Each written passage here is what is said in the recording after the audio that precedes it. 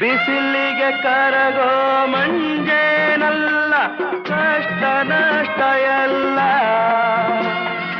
ಎದುರಿಸಬೇಕು ಧೈರ್ಯದಿಂದ, ಬೇರೆ ದಾರಿ ಇಲ್ಲ.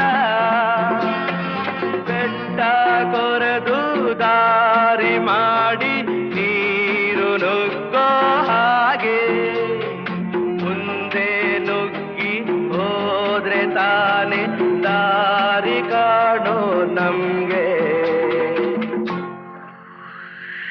ಇಲ್ಲೇ ಸ್ವರ್ಗ ಇಲ್ಲೇ ನರಕ, ಮೇಲೇನಿಲ್ಲ ಸುಳ್ಳು.